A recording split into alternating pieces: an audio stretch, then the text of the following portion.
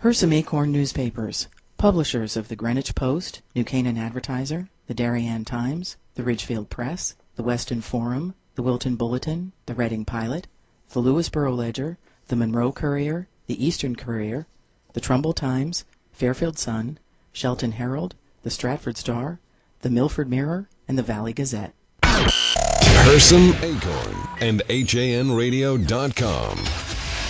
The leader in local news, sports, arts, and entertainment in southwestern Connecticut.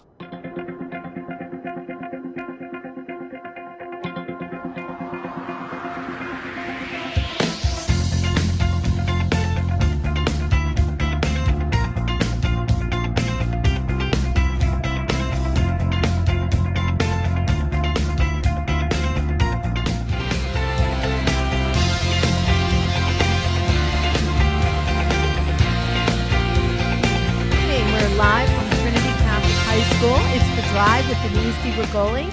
And I don't know if you guys have been watching what's been going on online, but we've just announced our new network, HAN Network. So there's lots of moving pieces and parts and great things happening. Tune in. The drive may be changing itself around a little bit here, but today I'm so honored to have a very special guest, somebody that is going to share some motivational insights. As many of our other guests, you know, the idea of the drive is motivational, intelligent talk with a little bit of humor. And we like to have guests on that can tell us moving stories that have inspired their lives and hopefully will inspire you. So as I said in the beginning, we are very honored to have a world-class tennis pro champion, Sophie Amiak, with us tonight to tell us a little bit about her journey and what she's done to take her career to new heights. Welcome, Sophie. How are you? Thank you. I'm great. Thanks for having me here on the show. And thanks for dealing with all our changes today. Tell me a little bit about, I know that you're now broadcasting with ESPN for the U.S. Open. Right? Thank you. Thank you there, Well, Sophie. broadcasting a little bit with ESPN for the U.S. Open. That's my second year, and I'm starting on Monday because the U.S. Open starts Monday, as many people know, but if they know and are a fan of tennis. And I've been broadcasting for about 7 years also for a French network. If you hear this accent, it's where it's from. I'm French originally. Played tennis on the tour for about 15 years. And, after a tennis career, you have to figure out what to do. Well, before we get into what you're figuring out now, let's talk about when you got started in tennis and what motivated you to even start playing tennis. Let's take it right back to the beginning. Well, the beginning, I was 5 years old, very lucky. I was able to play tennis, and the motivation was pretty much that I was so passionate about it, and my So heart. you just loved it. I loved it. You loved just loved it. Loved At a it. very early age. Very early age, I used to play under 100 degrees and hit the ball against the wall for hours and hours. In France, where you were born in Paris? I was born in Paris, and my parents luckily moved to Nice in the south of France, and when I was 2 years old, so it was pretty. Sounds very romantic. Well, romantic. Growing up in Paris. Beautiful. Growing up in 2 years in Paris, but then in Nice on the south, even better. Which was absolutely gorgeous, and weather was beautiful. And I was able to play tennis, especially in the summer, which is very different than in the United States. We don't have sports in school, so it makes it a little bit challenging. But I was able in the summer to put a lot of heart into it, and my passion brought me to eventually play at the age of 17 on the tour. Yeah, you played with some pretty famous people. So I know you're very modest, but tell us a little bit about your background. Well, Get into who you played with. You were in the Grand Slam. I played all Grand Slams tournaments, which are the four majors, the French Open, the U.S. Open, Wimbledon, and Australian Open. I played about 4, 5 to 8 times each of them all over the world for 15 years. Did pretty well in one of them. I went to the quarterfinals at the Australian Open, which was the highlight of my career in 1984. Lost against Chris Evert, who won the tournament. Some of you know Chris Evert. The young generation probably don't have a clue, except she's on TV, so maybe some people can relate a little bit. She was at the time number 1, I think, in the world, number 2. So I played until 1995, from 1980 till 95. I played with some very special people like Martina Navratilova. That was like kind of the era of Navratilova and Evert, which was an amazing rivalry, which Today we don't have the same rivalry because we have one player who is so good, and we know who that is. That's We'll get to that Serena after the Williams. break, right? So after I finished, so I played on the tour 15 years, and then after that I was like, okay. But that's hard work. I mean, 15 Well, it years is. is a long It's- time. It's hard work in the sense that you have to every day put yourself in line. So how do you And- stay motivated and for 15 years every day working that hard? Well, you set goals. You set goals, and I think that one of the best way to get yourself motivated in anything is to set goals for yourself. And it doesn't matter. The goals, don't have to be I want to be number one in the world in tennis. They could be goals with your family, goals oriented to your work, goals oriented to making money and more money. What were your goals in that time? My goals were short term, mid-term, long term. Did somebody tell you to do that, or did you intuitively know? Well, eventually I got help, and I got the help from someone absolutely wonderful. I had bad luck, but in my bad luck, I had an amazing luck. In 1986, I got injured. What kind of injury? I had an injury on my left metatarsal, on the 7th metatarsal, which is mostly basketball player get this.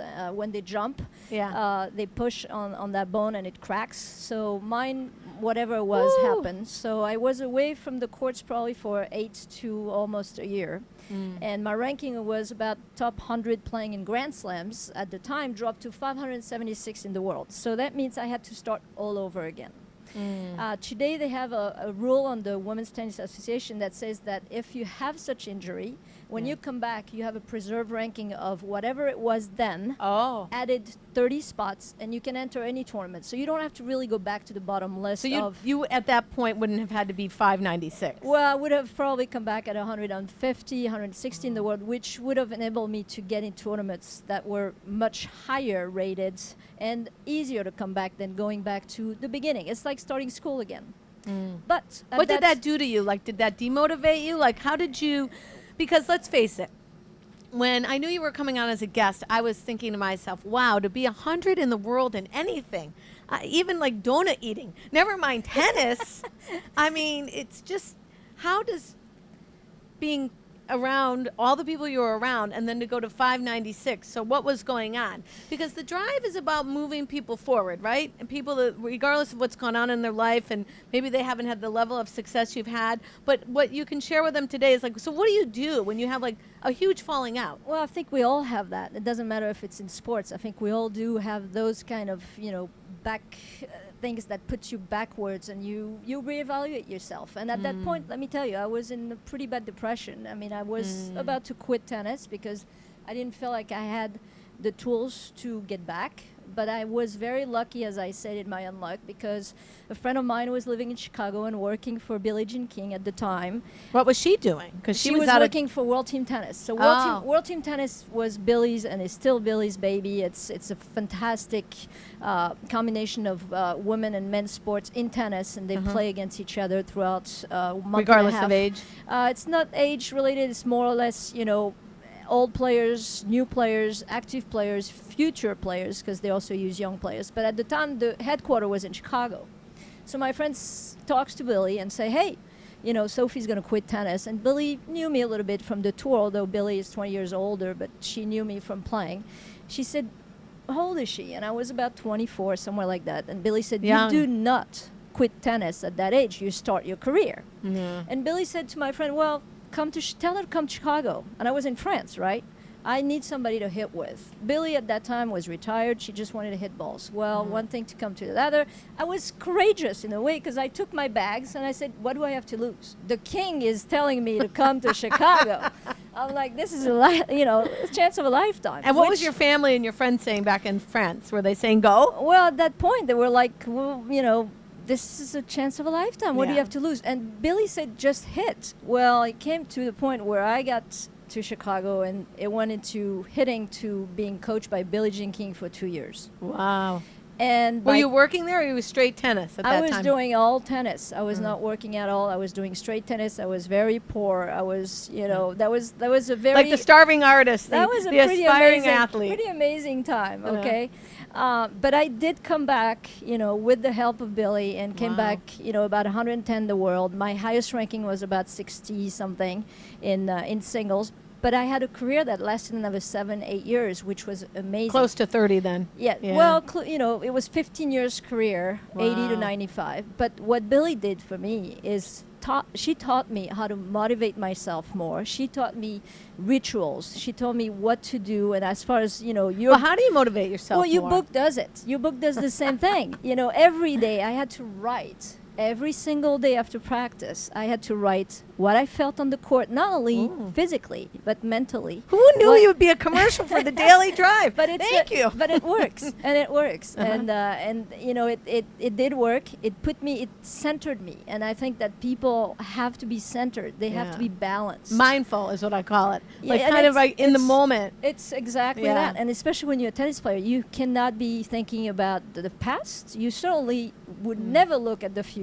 Right. You have to look at now. And you now feel is that's now. a common thread with all athletes? You got to stay right in that moment? Totally. Yeah. There's no way if you're on a tennis court that if you're up 5-3 in the first set, you start thinking, I'm going to win the first set. Well, guess what? 2 minutes later, you lost the first set 7-5, and you look at yourself, you go, what happened?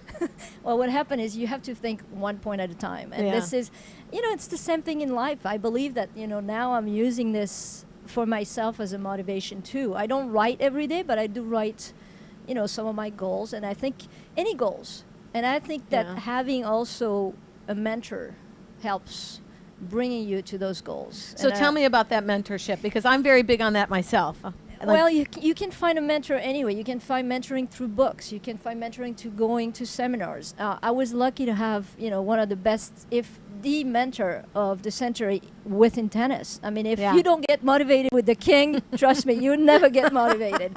She is probably the most motivated, I hope person. she's listening. If well, we're not, we're going to let her YouTube it later. She knows it very well. But she did something for me that totally changed my life. And today, what I'm doing today has a lot to do with how she was able to stimulate me. It was hard work, but it was understanding a lot more than tennis. A few weeks ago, we had some other pro football athletes on, and they said something very similar to what you're saying. It's a series of setbacks and comebacks. And so we're going to take a quick break, and we're going to hear more about how Billie Jean King motivated you and where your life is going now. Thanks so much, Sophie. The Daily Drive with Denise DiGrigoli, live at Trinity Catholic High School, part of HAN Network. Thank you so much, Eric. We'll be right back. Attraction and is now open for the season. Don't miss out. Go online to hudsonvalley.org to plan your visit. Take a drive out to beautiful Sleepy Hollow, New York, and enjoy Kycut's stunning architecture, breathtaking gardens, expansive art galleries, and commanding Hudson River views. From world-class art by Picasso and Warhol to expertly tended gardens, there's something for everyone. Kycut Rockefeller Estates, a National Trust for Historic Preservation landmark. Located in the heart of picturesque downtown Ridgefield at 13 Governor Street, Colby's is the area's premier retailer for blinds, shades, shutters, and draperies, and is one of the select few Hunter Douglas Gallery dealers. A family-owned and operated company, Colby's experienced staff will work with you in choosing the best treatments for your home or office and offer free measuring and expert installation. Colby's also carries an extensive line of decorative fabrics including Schumacher, Durley, Tebow, and more. Or browse over 400 books in our wallpaper library from famous designers such as Stroheim, Schumacher, Ralph Lauren, Tebow, and York. Take advantage of our Fashion in Motion savings event with savings and rebates on Hunter Douglas shades with PowerRise technology. Colby's of Ridgefield. We are committed to your complete satisfaction. 203-438-8531.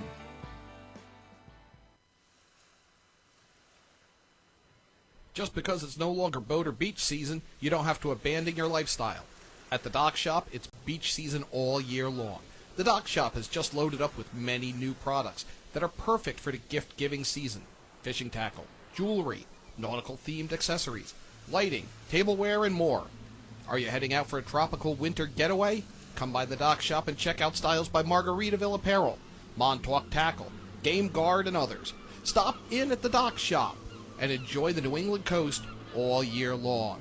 Boater, beach bum, fisherman, or simply love the New England coast, this is a unique place to shop.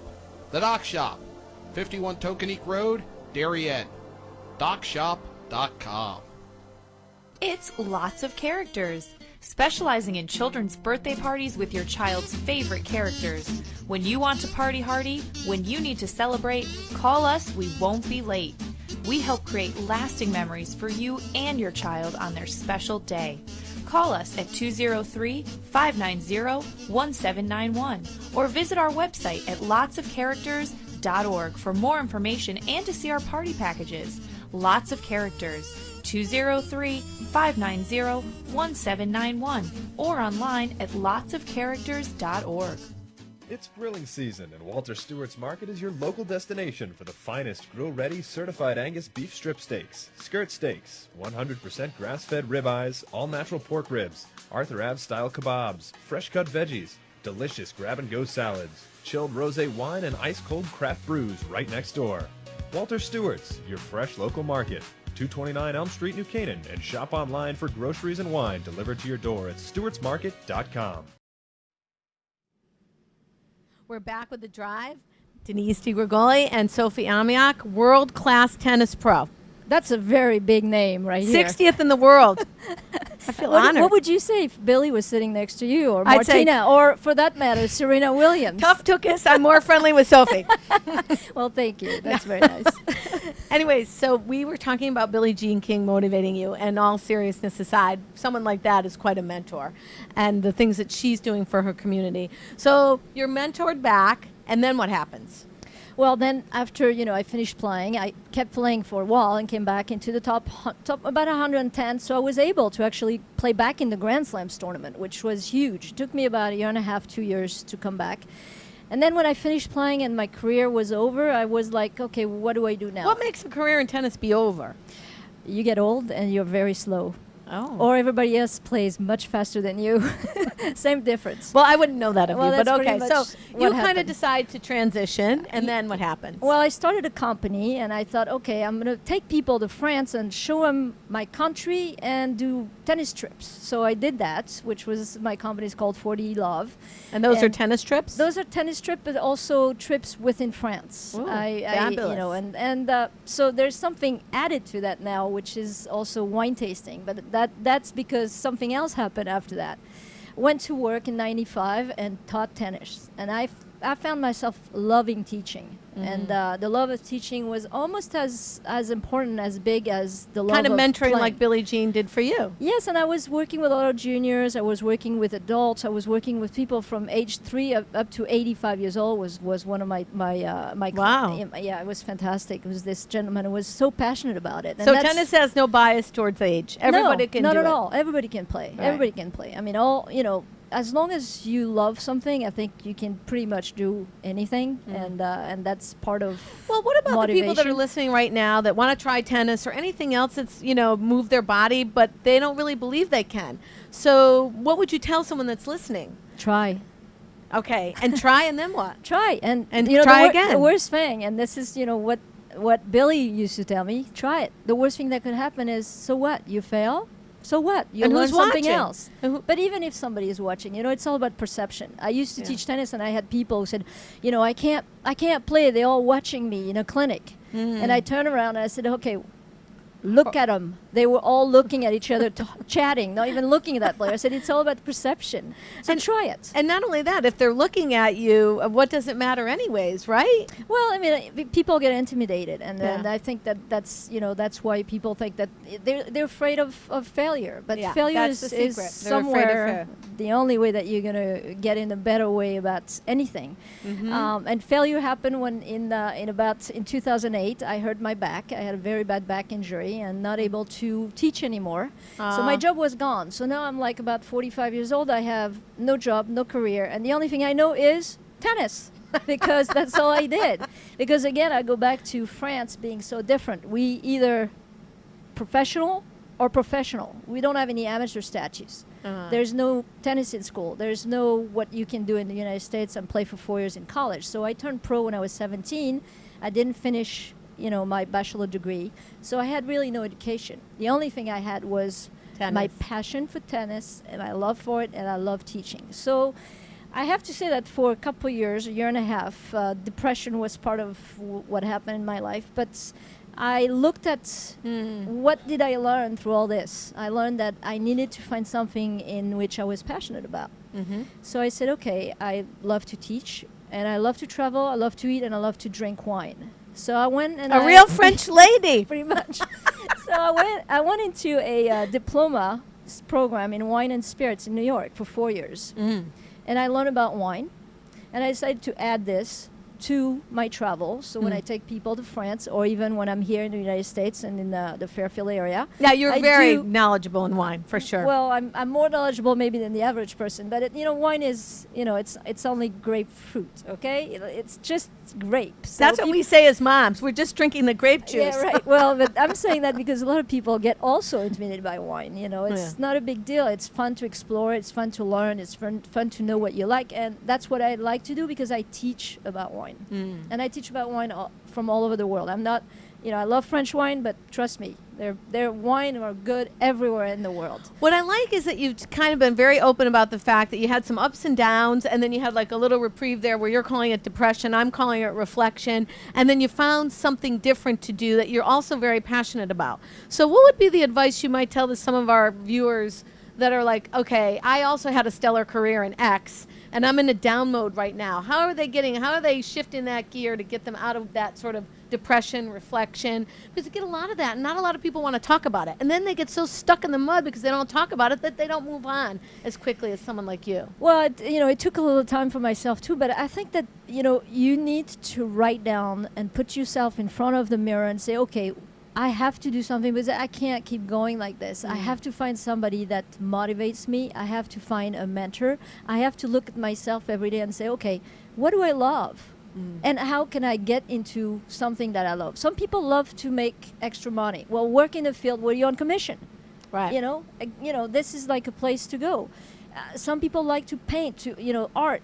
Don't put it aside because of work. Make it happen. I mean, the thing is, it's tough because I don't have children. I understand that, when you have a family, when you have, you get pulled everywhere. But I keep hearing people that they never have time to work out. And to me, it's not true. I really don't believe it. Right. There's an old saying, when you say I don't have the time, it's because you don't want to make the time.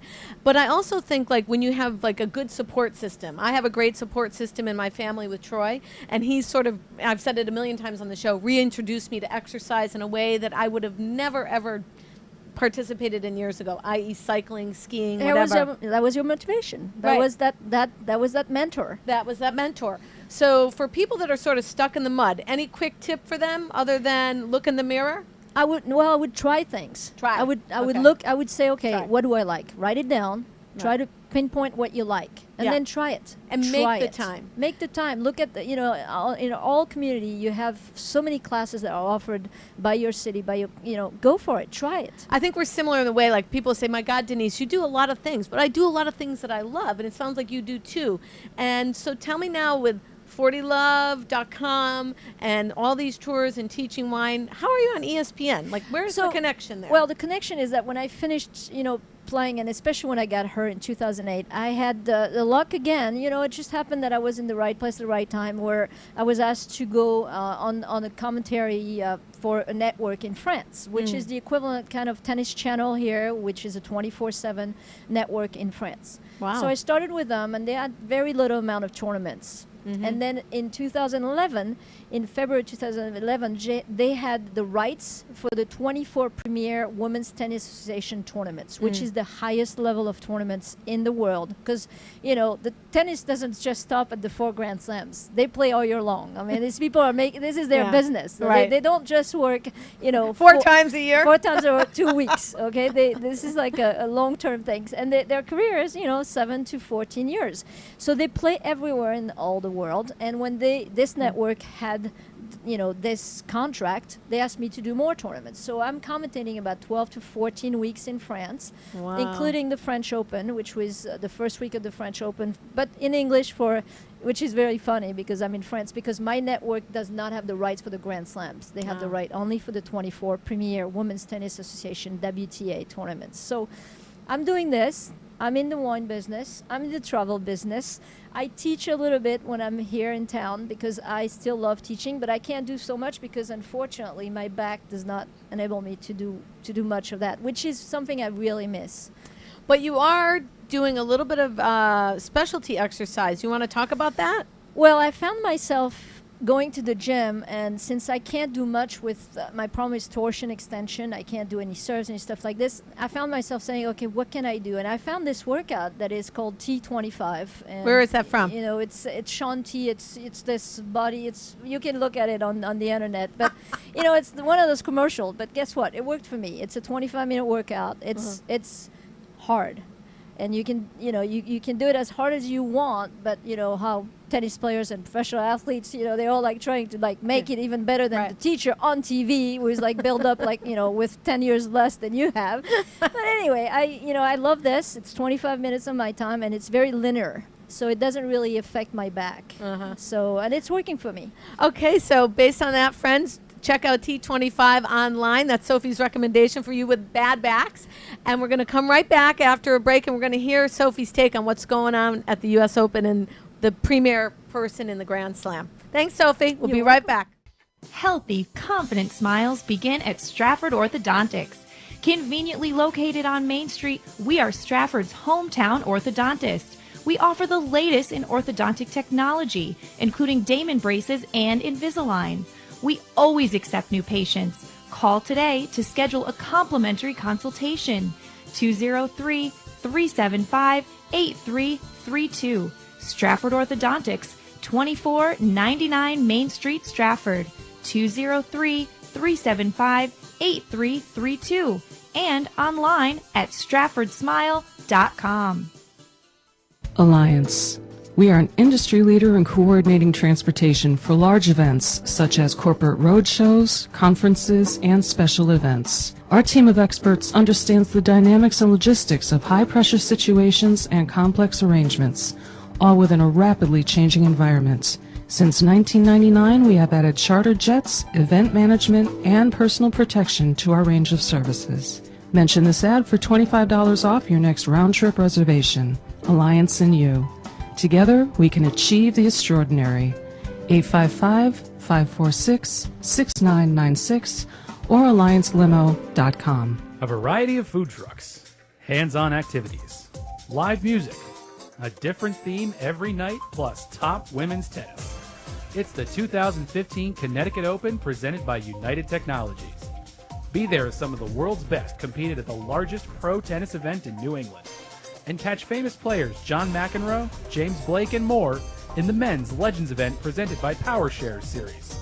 It all adds up to one legendary week, August 21st through the 29th at the Connecticut Tennis Center in New Haven.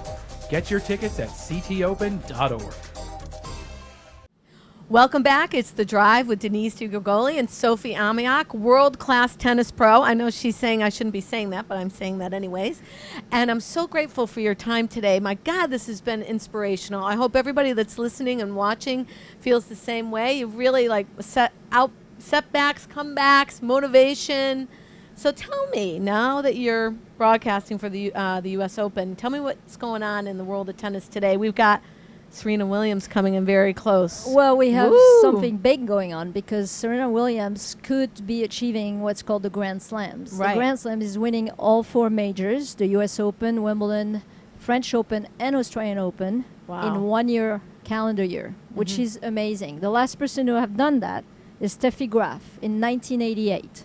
That's to tell you how long it's been and what it takes to do so. And so if she wins this tournament, she would be not only achieving the Grand Slams, but she would be also coming to 22 Grand Slams under her belt, which is the exact same amount of Grand Slams that Steffi Graf has. So she's going to equal those numbers, which, she's already made history. I mean, Serena Williams is going to be probably unbeatable in the books, in the history books. Although we did say that about some Steffi Graf, some time ago, but this one is to me so dominant in the fact that she's so powerful and that she didn't have it easy. I mean, she was injured. We talked about her setback on our way here. In 2011, she was injured, exactly, and she had a foot injury that derives into a surgery. Then eventually she had a pulmonary embolism. Serious, almost fatal. Serious stuff. I mean, Right. 30% I think of people who have such, don't make it. So Right. it's and especially for an athlete to be bounded in a hospital bed. I mean, it's for anybody, but when you think an athlete who is in such shape, how can that be possible? Well, not only that was possible, it happened. She was obviously treated, and she came back about almost a year later. Super strong. So she was at least, almost a year away from the tournaments. Talk which about is depression. enormous. Wow. Enormous. To come back. And not to come back, it's one thing, but to come back and reach the number one ranking again and achieve what she's achieved, I tip my hat, to her, because it's amazing. It's absolutely amazing. And talk about motivation. Hello. Wow. I mean, Maybe you have a connection there. We can get her on the show. Yeah, I wish. I wish, but I mean, I have a connection. But it's our coach who is French, Patrick Mouratoglou, who is a Frenchman who just wrote a book actually called The Coach. Wow. And he's talking about a lot of his experience as a coach, and Serena did preface the book, so that's her writing a bit about how her experience was with him so far. But I think he's, speaking about motivation, I think this guy has more than motivation. I think he's, with the book that I'm reading right now, it's amazing to see how people get so much knowledge in their field that they're able to really put it into place and to work with an athlete in that close counter and do so much and so good for that athlete. And I think there's that combination, and to find that combination as individual, I think finding a mentor, I'm going to say it again, and finding the balance in your day-to-day life of, okay, what makes me happy? How am I going to... Because you know what? There's one thing that Billy used to say to me all the time. He said, you have to play tennis and have fun to succeed. Right. And it's not the other way around. You do not succeed and have fun. And I think people don't understand that. And that if you make it fun in your daily life, if you make it fun, and it's not always fun. I mean, people don't have the greatest time, maybe sometime going to work and challenges, but you have to find something that is fun, that you can appreciate, that can put you in a state of mind of balance and motivation. A lot of people, again, they say, well, why do you do so many things? I say, because I really like everything I do. Now, am I always having fun? No, but I love everything that I do. But the thing that sticks with me today is the word try, right? So many people are afraid, especially, past, a couple of years outside of college and a career. They're done trying. They're kind of stuck in their routine, and this is the way it was said to be done, and do it that way. And if you're really passionate, and you find your gifts at some point in your life, and I say this to Ava, our daughter, all the time, whatever you're good at, go for it. Don't give up on it, even regardless of what setbacks other people say.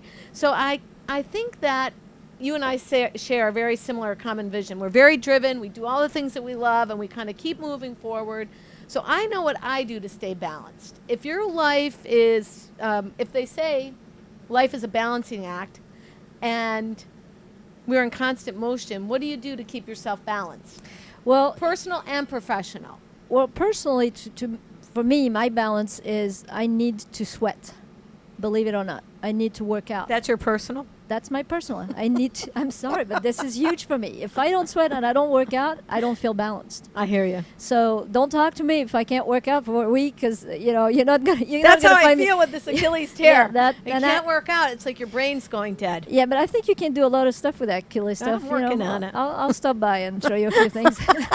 But you were saying about trying. I think it's more daring actually, and it gets to be more daring when you get older, because trying, we do try when we're young. We're not afraid. What's going to happen? We don't care. Right. But daring yourself for different stuff and challenging putting yourself. It's harder when you're older, because nobody likes to fail, and failure is much worse when you're 40, 50 than when you're like 10, 15, 20. Nobody cares.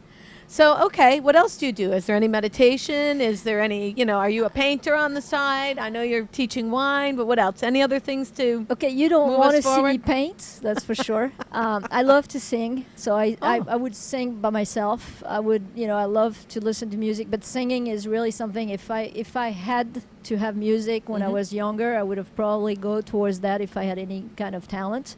But I think that for me is really getting myself motivated to do stuff. So my commentating, I do a lot of research. I put myself in a situation where I don't want to, come in just, with, oh yeah, let's just do this match and try to find out how this player is playing. I do a lot of work in the background. I watch a lot of tennis, so that's part of my work.